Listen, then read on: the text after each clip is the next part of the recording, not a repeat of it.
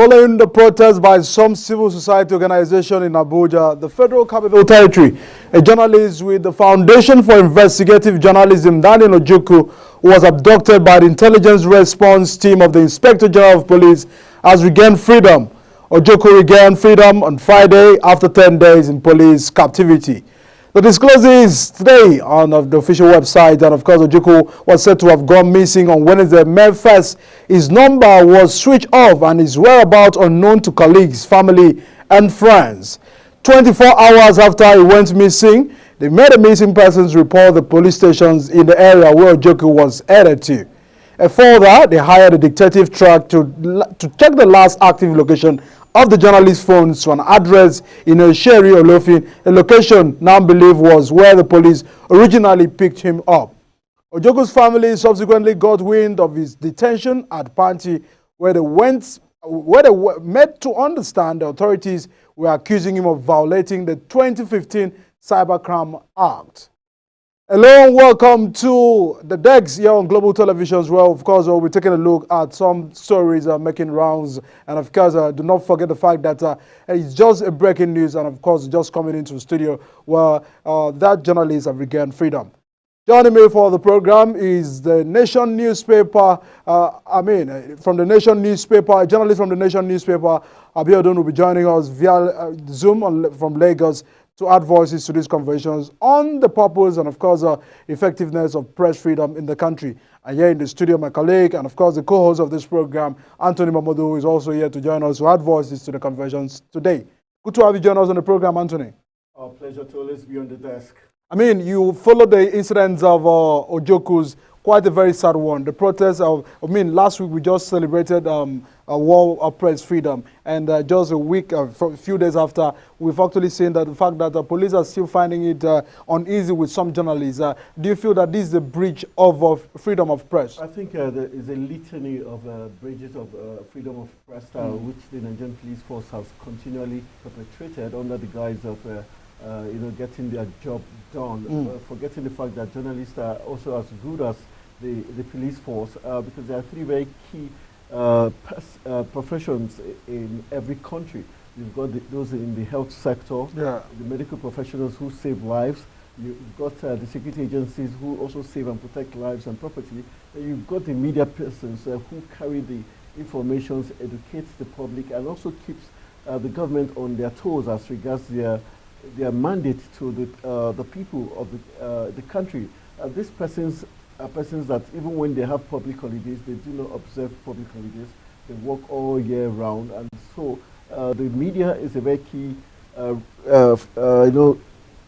factor to the Nigerian police force. But it's very disturbing that every time the police has the chance to work with the media persons or have anything to do, when they believe or think the media personnel has infringed on the rights, they go ahead to do the needful and even more than the needful, because detaining him more than the number of hours prescribed by law is illegal, and it's a default on the Nigerian police force. But continually, if that protest and continuous protest by different stakeholders didn't occur, I can assure you that the Nigerian police force would not have deemed it fit to release him. And it's a very sad commentary. Just looking at the face, the body language of the police officers who received the protesters at the first police headquarters, you could tell that they knew what they were doing, and you could see in their face there was no sincerity of purpose. What did he do? He simply wrote a story which confirmed the truth about certain monies that was sent into certain accounts that was supposed to be used for certain projects that was supposed to be for the benefit of Nigerian people, but the project or the task wasn't done, nowhere to be found. And what did they do instead? Because the person is high and mighty, use the Nigerian police force to carry something very illegal. If he had done something wrong, the best he could do is charge him to court. Let's meet in the court. But they didn't do that. Rather, they locked him up. It was hard for... and it's against the law, to detain someone more than a day. I think the IGP, aside from coming out to say it was wrong, I think heads should roll. Let's see the IGP to be someone who's truly honest.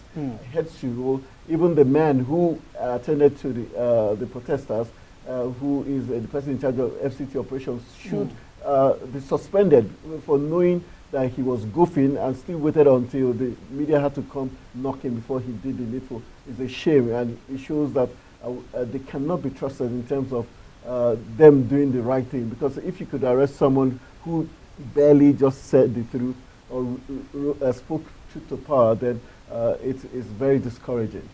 I mean, several reactions to that, and of course, we're big to see what could actually play out from that reactions, because it is against the law to detain anyone away from the fact that this is even a journalist for more than a day, and it was a wrongful arrest of the journalist, and the right steps, just as Anthony have highlighted, would have been the best way to handle this, away from detention, abduction. I'm not just detaining; he was adopted and moved to Abuja to detain. Which is illegal.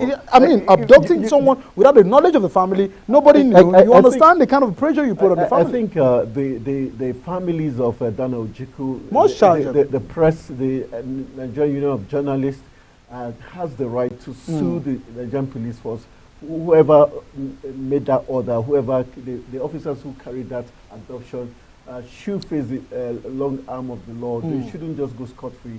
And this is where I want to see if the IGP is truly knows what he should do, and then let's see if he's going to do that. If he doesn't do that, if this is swept under the carpet like they always do, then we know that we've got an Inspector of General Police that is truly does not know why he's there. Because just recently we had the PANDEF leader, in person of Chief Edwin Clark, sending him a letter to remind him that he should not allow his men continue to shield the 27 illegal lawmakers in Rivers State. So this is another call to action. Let's see if Kayode Egbetokun can't really live up to the billing of being a very upright and a man who knows between the good and the bad and the ugly.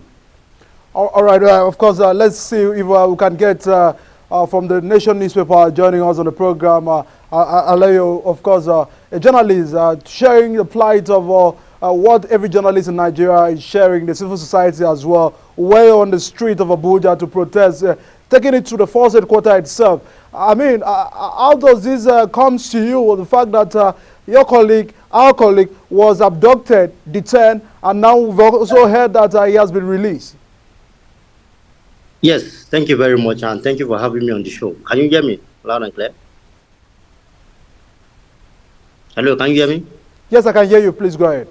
So absolutely, it was a very sad situation, and I'm quite horrified, and really not happy about what the police has turned itself into. Allowing himself to be used by state actors, to carry out illegal activity. Journalism is not cybercrime, and for every journalist, we hold it as our duty to always carry out our duty, reporting factual and balanced reports. But what you have is intimidation from security agencies who have decided to embarrass and also to create problem for the journalist who has done his dutiful job.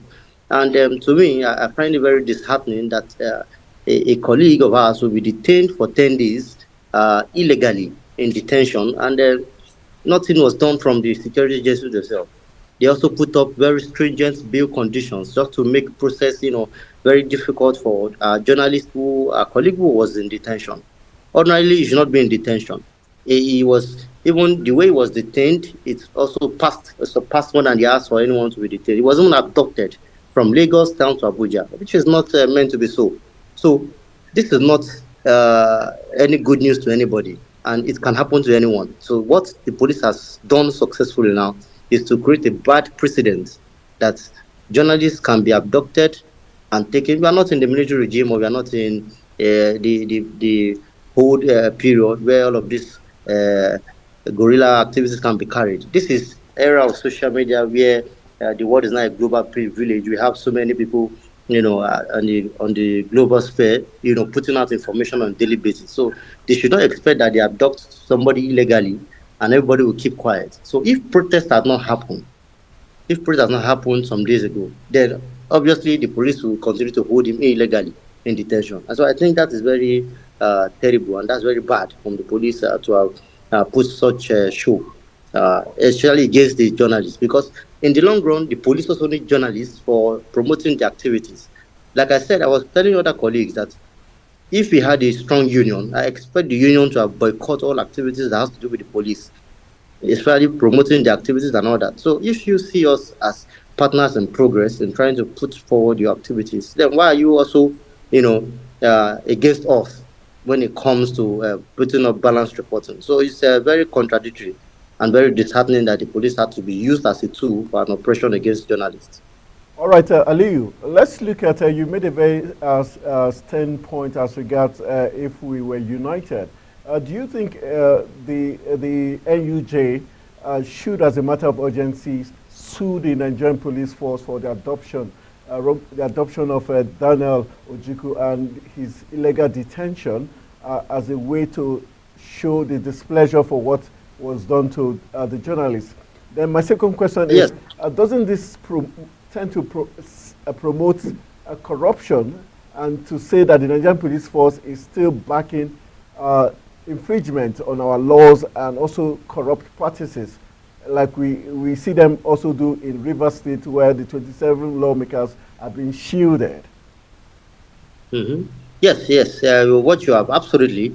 Not just the union. I believe, or the media outlet, that is Foundation for Investigative Journalism, FIJ, where the reporter is working, we should also take it's duty bound to sue the Nigerian police force, for illegal abduction of one of his colleagues or his reporters who had done his job dutifully well. And not just the union, FIJ and the family are duty bound to sue the police force, because what they have done is both psychological, mental damage to the young man who is just going about his dutiful job. So the police itself, I expect them to live up to expectation, because there are so many insinuations about them in time past and even till now. So, but one would expect that the police should do something differently. Actually, this is even a very rare case of journalists, entangled with police. So you could see the protest. Journalists have to gather together again before they could have, okay, let's us accede to the demand. So I expect the Inspector General of Police, who is focused on police reforming, to also at least see how all of these reforms can take place in a positive light, such that the constitutional right of every Nigerian is not infringed upon. Right to liberty, right to personal association, and all of these rights that is enshrined in the Constitution but not be infringed. We have all of these rights embedded in the Constitution, and I expect the police to abide by this Constitution. It's an constitution backed by Constitution, by Constitution. So, constitutional right of every Nigerian must be respected. And even now, illegally detaining him for numbers of hours for 10 days shows that the things are wrong, and it's very, very terrible. So the police should not be used as a tool of oppression or tool of intimidation, against journalists or even those who whatsoever they are working for in the long run. I mean, every day we find these police issues are where we find police not taking it easy with journalists, away from just journalists, even the normal citizens who sometimes will want to get their device, their phone device, to sometimes record evidences. We've also seen in the protests, sometimes in some scenario where journalists are barred from entering, sometimes they are restricted from getting reports and all of that. So, all of these will also get to the final conclusion that everyone will get to blame the president, because sometimes he's the head, and of course he should be the one to instruct the security agencies. It seems we are still having this more of, some of the security agencies are not still understanding clearly, the expectations of democracy and the dispensation of it. Freedom of press seems to be far from this country, Nigeria. Just last week, as I said, I highlighted at a program, as we started the program, we celebrated the World Press Freedom Day. Are we really finding it easy here in the country? What do you think that, the president should do, as a matter of fact, because if at the end of the day, freedom of press is not guaranteed, his administration may be tagged to be, another form of government? Yes, you are right. Freedom of press is very important. And if you even, coincidentally, the day Daniel Ojukwu was abducted illegally in Lagos was the day we are celebrating World Press Freedom Day. So you can see that it's quite ironical that a colleague of ours will be abducted on the day we are celebrating the World Press Freedom Day. And also, we have had, another editor, in the person of Segun Olatunji, who was also abducted illegally from Lagos and was taken to Abuja, you know, for all of this oppression. So I believe the police force should not be a tool of intimidation or oppression, not just to journalists, but to against the citizens. They should not be used as that tool. They should, they live up to their expectations, their names, that their popular saying that police is your friend. But obviously, you see that they are going against. I know that we have some fine police officers who are working in the force, but we have others who are overzealous, in carrying out their duties. You don't need overzealousness before you enforce or before you execute all of this. And for press freedom in Nigeria, it's quite ironical that we are still far behind. And one would expect that in these democratic dispensations, journalists would be able to do their work diligently. For every journalist that we have in Nigeria, they are duty bound to ensure that they are doing factual reporting. This is not blogging. This is not citizen journalism or social media journalism. This is proper journalism where reports have gone through the process of editing before it gets to the final consumer, which are the readers. So press freedom in Nigeria right now is quite backward. We journalists are now feeling threatened that, seems that we cannot write our report again with ease or with the mindset that this report will be able to change, because whatever report is going out, there's always an impact. Is it to correct the issues in the society? Is it to spotlight issues in the society? We have investigative reports, we have news reports, we have a lot of those things. So many journalists also go through harassment, in the course of doing their job, and this is not meant to be so. So I believe this single action, what has happened now, should send a strong message to the government that, see, journalists are essential commodities in the society. They are essential, personalities in society who are doing a great job in, information dissemination. Whether you are promoting, whether you are unraveling, whether you are, publicizing, all of this work is what journalism, seeks to do and what colleagues have been doing. So not everybody will be a press singer for the administration. Some people will be that they are there to investigate issues. And when issues are being investigated, it is meant for the public officials or public agency or the federal government itself to now work on this. What are the exposes? What are the issues that are being raised by this reporter or this, for example, now, last year you had a reporter who embarked on an investigative assignment to Benin Republic to uncover how people illegally acquired certificates from Benin Republic and all of this, Togo and all that.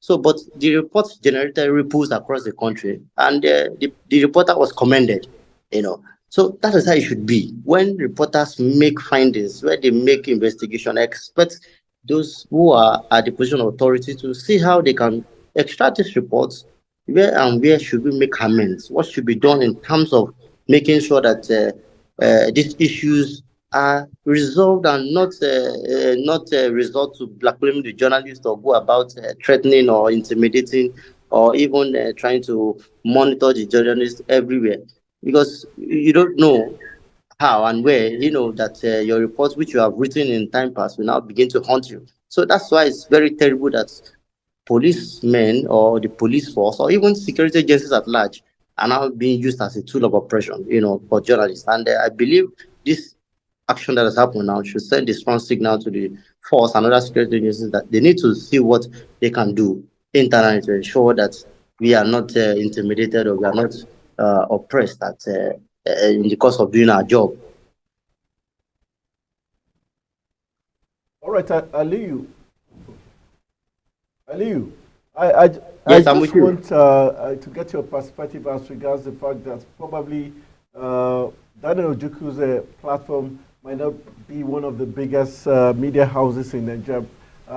Do you agree with some pundits that believe that because he's not with one of the biggest platforms of the media platforms in the country, that was why it was easy for them to, first of all, adopt him, then hold him for 9+ days? Well, I don't want to believe that platform has to play a role. For example, the owner of the platform is a popular investigative journalist in Nigeria. By virtue of the fact that you have a platform, it is the platform that gives you that opportunity to push forth your stories. Now, FIG It's one of the recognized media outlets in Nigeria, Foundation for Investigative Journalism. It has been for a couple of years, and they have been working hard to ensure that the spotlight issues, they also not just, they fight for justice for people in the society, and they have been doing that effectively well. Let me give you an instance of a case of myself. So I was also invited by the police sometimes last 2 years, over an issue. You understand? And it's not about just the platform. Even the personality involved. Dan Ojukwu is not just a baby reporter. He's been in the industry also for quite a number of years now. So the platform, aside being the platform as an issue or maybe the personality, I believe no journalist should be subjected to such inhumane treatment. Every journalist, whether platform is not is a very low platform or upcoming platform, we all have that mandate to spotlight issues in society. So if you are wearing that toga or that tag of a journalist, then I believe that you have that right to spotlight issues or whatever issue that's happening in society. So it's not just about the platform. I don't want to believe that the platform was an issue. I believe there's some sort of personal vendetta. I'm of the opinion that if it was an NTA, they would think twice or thrice to even adopt him the way they did or keep him that long. Yeah, well, you are right also too. But this platform is based on investigative journalism, and some persons or some individuals are always offended, when they put forth an investigative piece that have to do with their own, persons or personality. So that's when they go all out.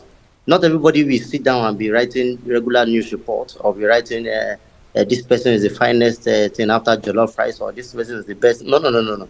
Investigative journalism or investigative outfits are focused on giving out factual information on happening issues that are happening in society. If all of these issues happen and we don't know, everybody will not know that this is happening. Now, Daniel Ojukwu's arrest has now made us to know that this is why he was arrested, because of this story he wrote, and this is what has happened. So it is what is happening, and I believe that this outlet is focused on purely investigation and seeking justice for Nigeria, and has been diligent in doing so. So I don't want to believe it's a matter of platform. It can be a platform issue also, but in the long run, I don't expect any journalists to be subjected to such inhuman treatment from my own hand. All right, many thanks for that contribution. So we do hope that the security agencies and, of course, all those involved will get to learn some lessons out of this scenario, and also to do the right thing at the right time, expecting that Nigerians are also in any way not happy about the situation, and it shouldn't be something that is quite projecting Nigeria in a very bad light. This must urgently be addressed. We'll now move over from that discussion to take a look at the fact that the Senate has now okayed death sentence, penalty for drug traffickers and those involved in cocaine and all of that. And many Nigerians are also arguing to the fact that, you've not declared the death penalty to money launderers, you've not declared death penalty to corrupt, those that are milking our economy dry and all of that. Aliyu, will you agree to the fact that death penalty is the way to get to reduce a lot of drug trafficking in the country? Yes, drug trafficking is a very serious issue, and I think we need stringent penalty to also send messages to those who are perpetrating or those who are carrying out the illicit drug trafficking. It's not just about the person alone. It's also giving the country a bad name in the Committee of Nations. I know that we have persons who are all trafficking drugs of all kind of all sorts. Every day or every weekend I get to see the press release from the NDLEA, of different persons and personalities of different, both females, who are trafficked drug and they were arrested, they were caught in the process and all that. So it's quite a very demeaning, and I think stringent, penalties. We make at least send signals to whosoever want to embark on such a journey to at least have a rethink and not do that. Do things legally rather than embark on illegal ways of trying to amass wealth, or you want to because you are being lured to get the, So I support whatever the Senate is doing, in respect to making sure that people have a change of mind, or trying to make sure that they do not embark on such journeys of trafficking drugs or to other countries, because in the long run, when they are caught, the tarnished the image and reputation of the country. They've also created more problems, for their own family too. So I don't want to believe that what the Senate is proposing is too much. So Senate, they are good, in terms of that death penalty they proposed for Okay. drug traffickers. So Ali, it will send a strong message to them. Yes. yeah, yeah, we agree with you that it's a way to go to stem the tide of hard drugs. But we want to look at the fact that it looks like selective tackling of issues of national interest. Is it out of Okay. place if they also declared death penalties for those who have, shortchanged the country? Because most of them are guilty of that, of corruption, embezzling public funds. Why are they not doing that? For Boko Haram, persons, suspects and all that, why haven't they also declared that as a death penalty to, Okay. dissuade people Terrorism. from that? Because we know that in China, for corruption, it's a death penalty, and that helped China get over that corruption menace. Do you think our leaders are being selective? And even when it comes to the drug itself, we know that some countries, like in South Africa, we know Holland, and certain countries make cannabis sativa legal in the country because that generates lots of income for those countries. Are we Yes, sure. being? Is it fair enough to put all of these drug-related issues all in one basket rather than certain ones like sativa, especially which generates income for countries, which is legal in some countries? Why can't we separate it at that point? And also the issue of terrorism, why not make it death penalty? Those who have siphoned the country's money, why not make it death penalty also? Well, I think I get your point, and I get where you're trying to take the issue. Yes, corruption is quite a serious issue that this issue, or like we call it a cancer that has changed, in the community or in Nigerian society. It's not a misplaced priority for the Senate to have okayed death penalty for drug trafficking. Nigeria itself is a complex country. We agree that we have some corrupt personalities who have shortchanged or who have informed the country in different areas. Now, for drug traffickers, once you are caught, know that you are going through this case of judgment. But in Nigeria, when a corrupt person is caught, he has to go through the legal process, from court, different adjournments. Lawyers will also have to fight for such persons and in different aspects. And in the long run, you might not just find out that the person might be not guilty of such offense.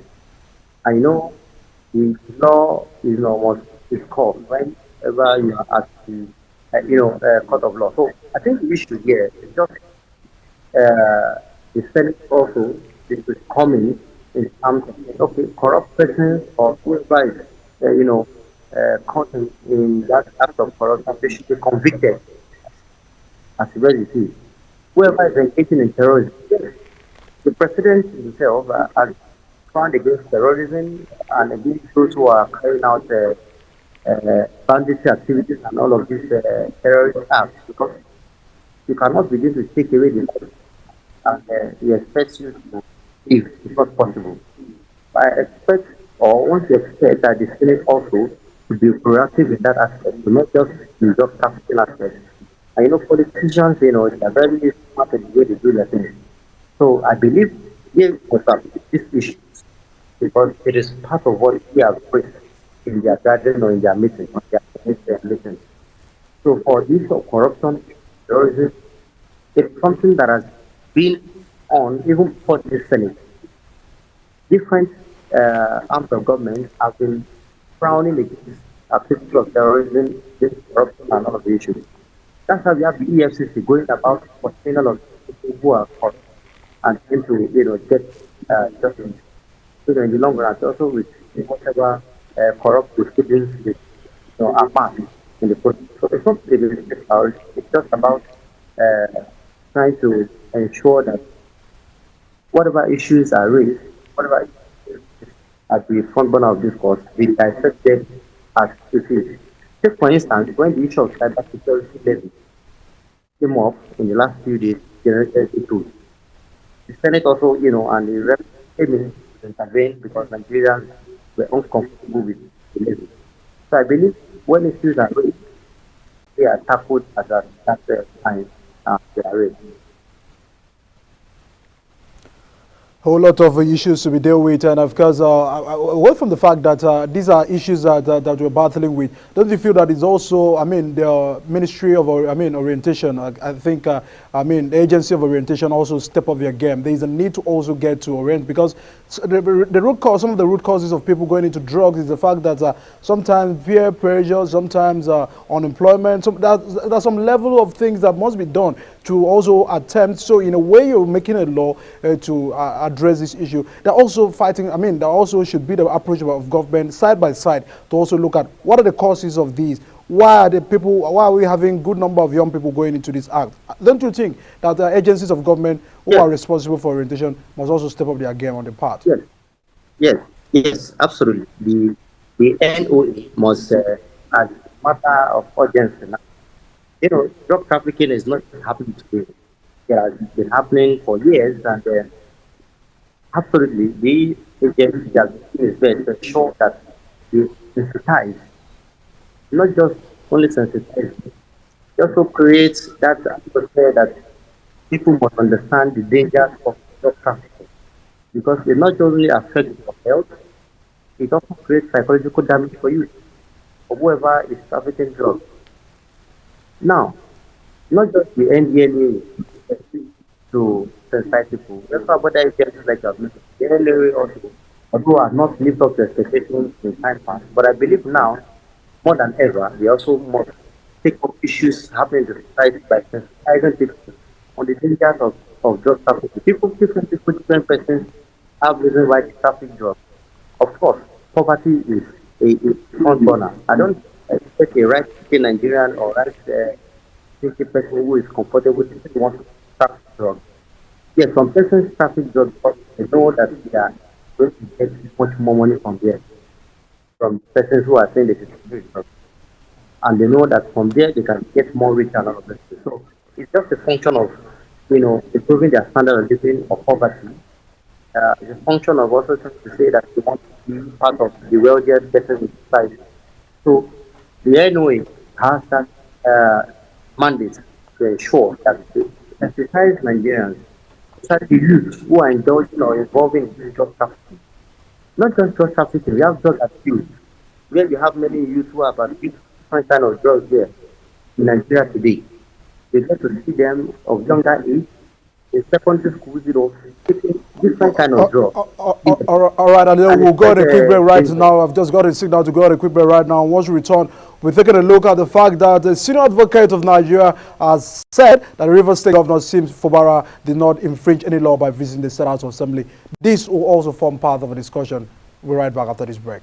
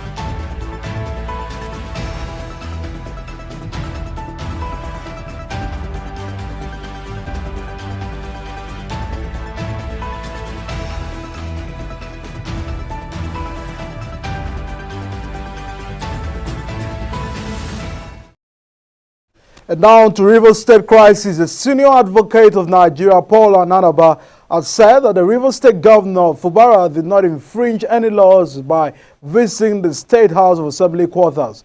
Fubara made an unplanned visit to the quarters housing the members of the lawmaking body led by Martin Amwewule. This has, however, sparked different reactions, as some lawmakers said he had ulterior motive for visiting the State House of Assembly without prior notice.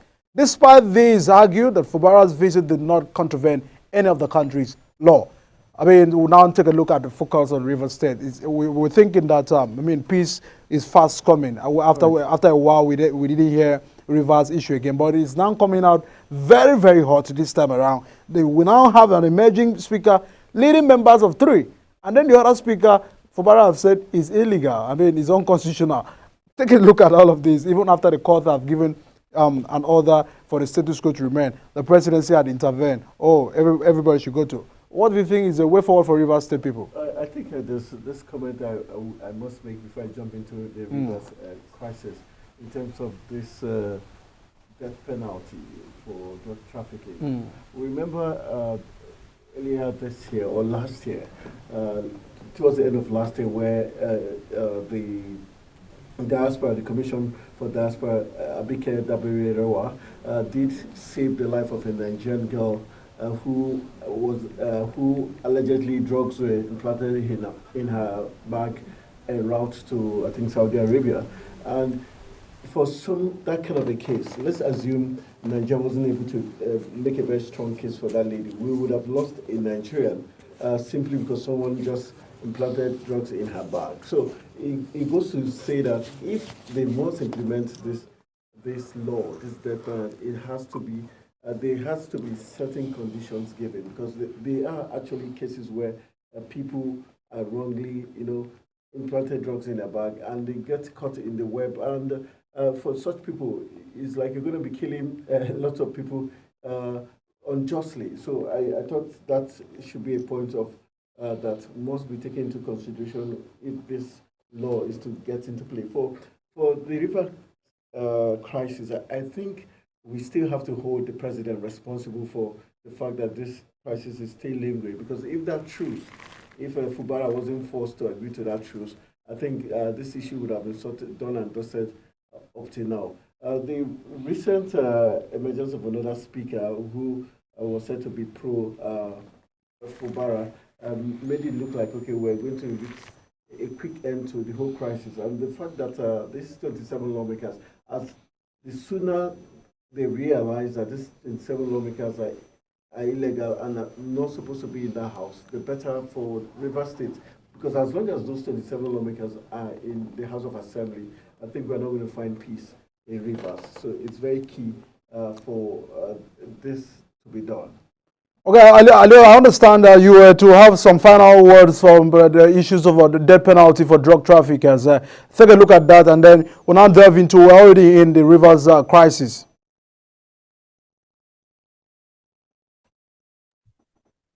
Yes, can you hear me? Yes, go ahead, please.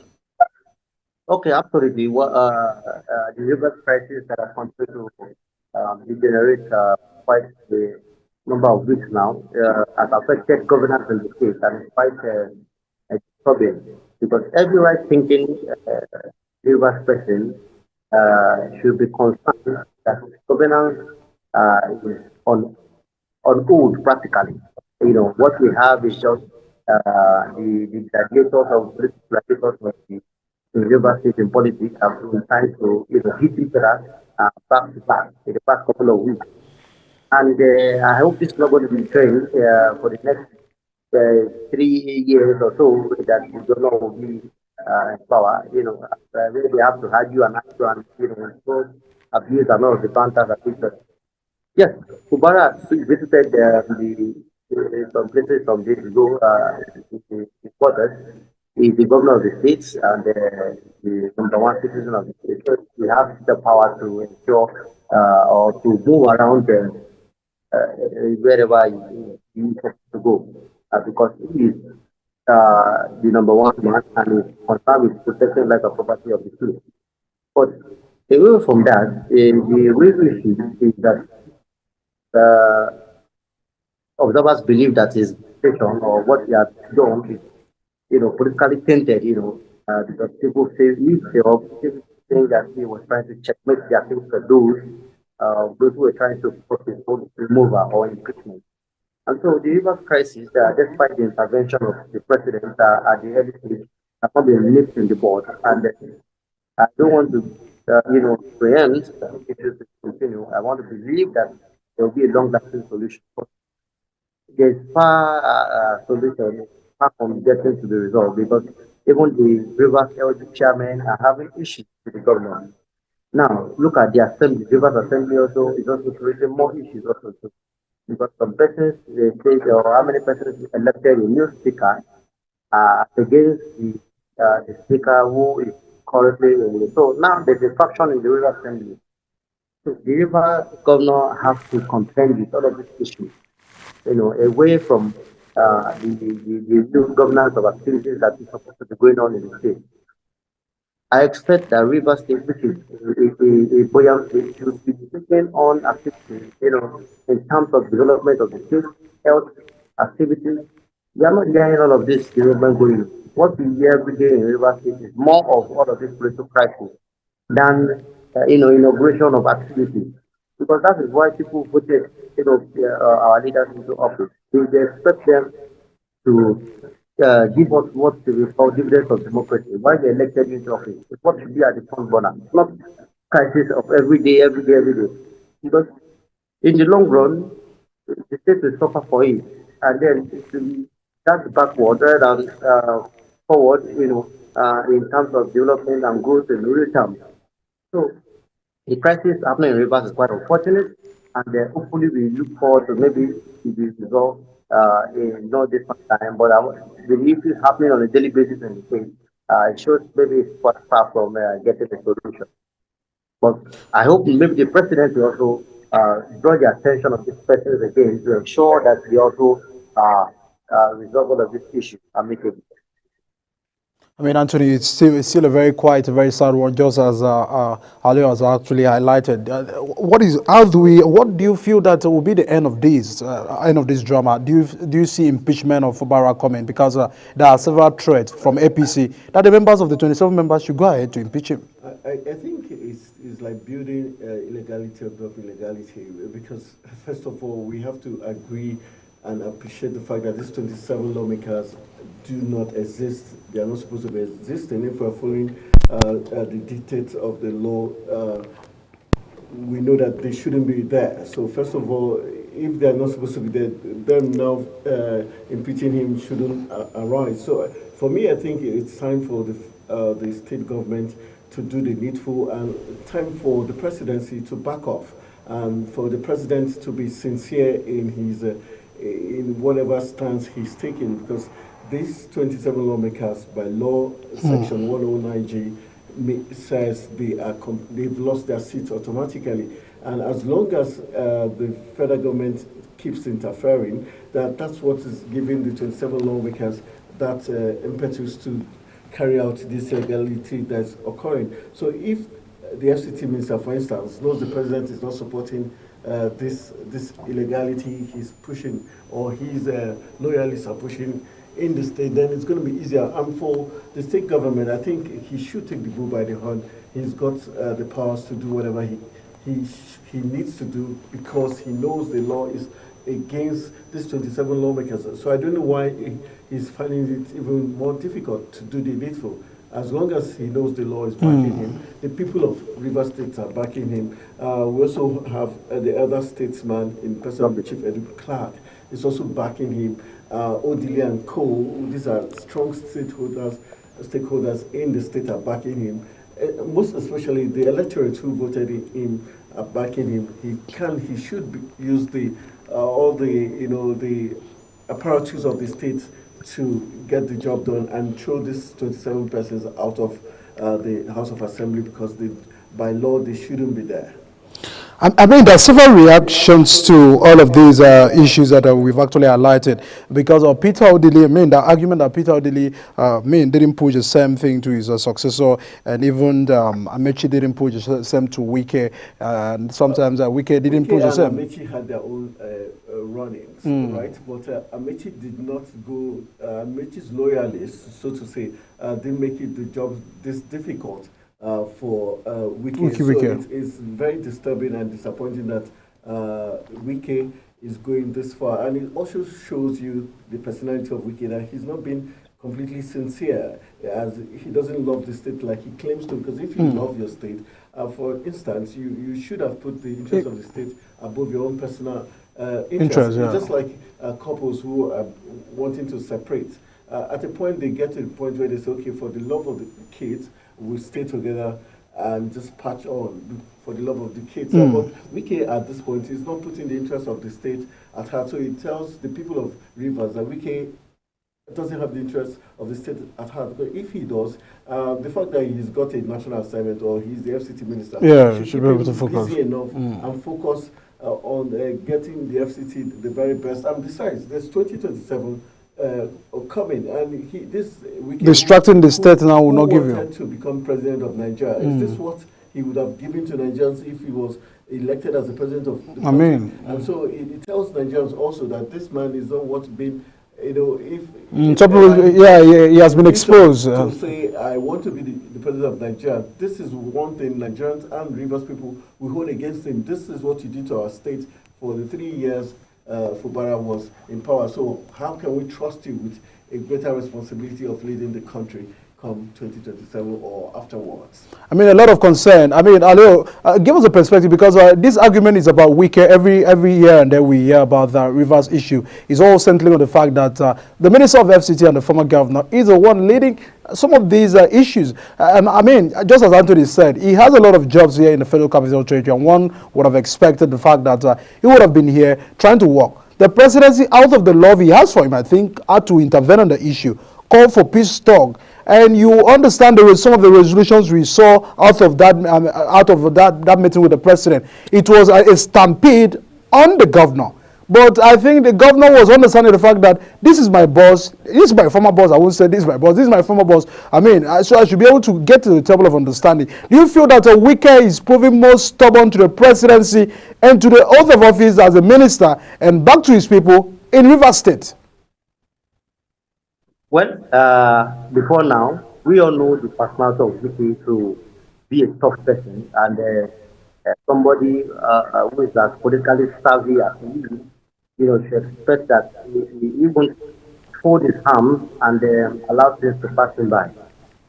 So I'm not holding brief for Wike, but I'm just trying to, look at all of the political happenings that are happening in the state.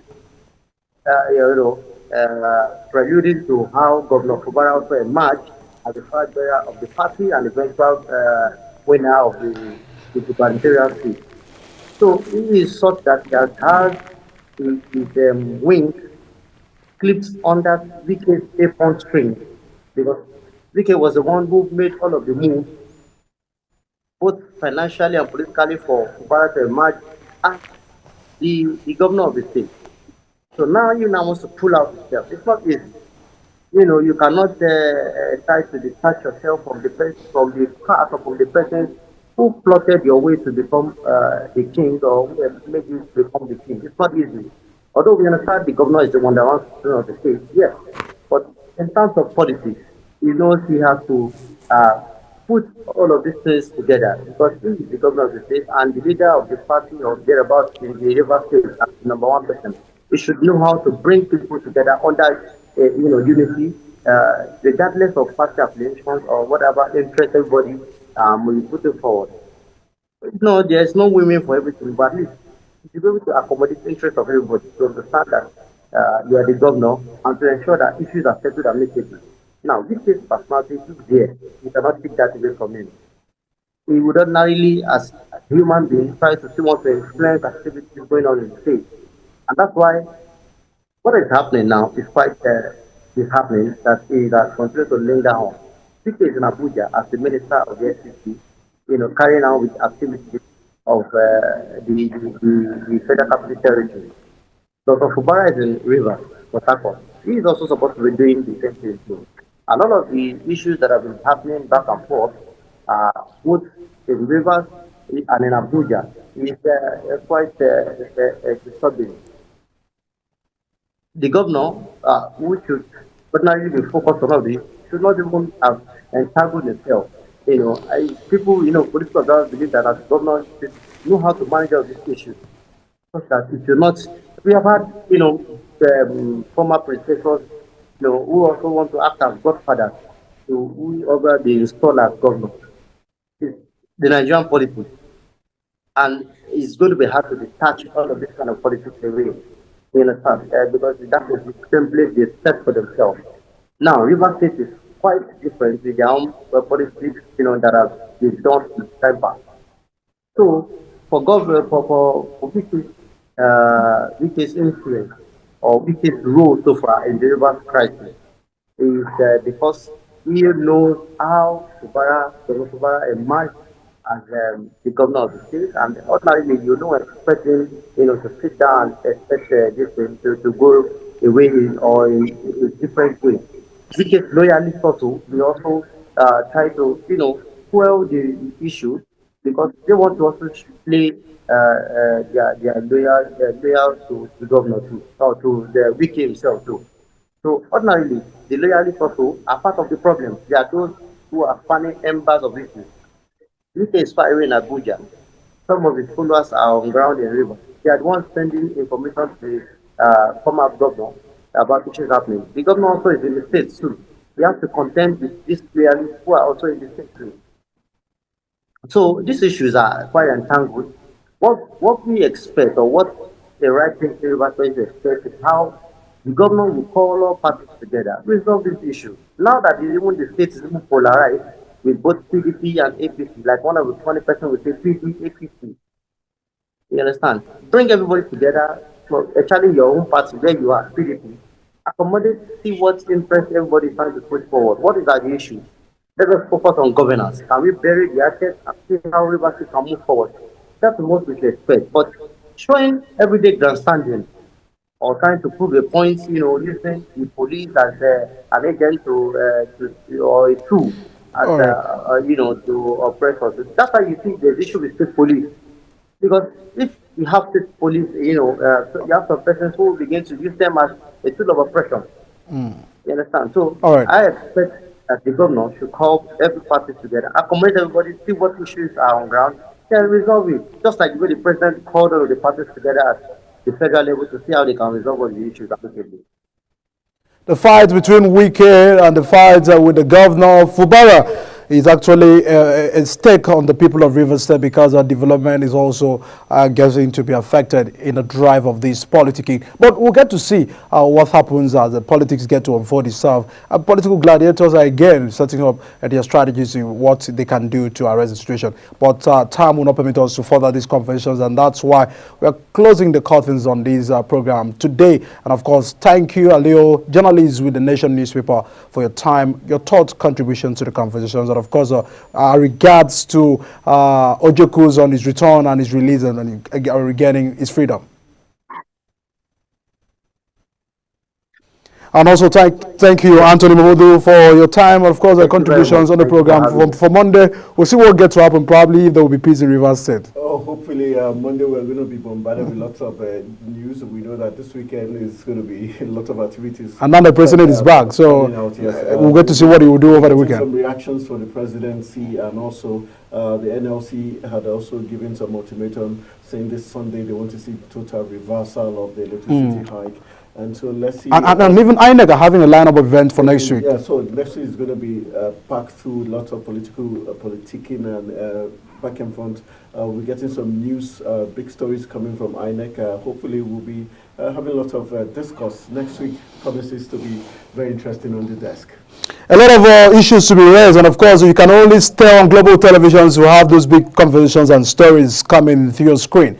My name is Odiken Michael. Again, thank you, Anthony, and thank you, Alio, for your time this evening. And that's the size of the decks. See you on Monday.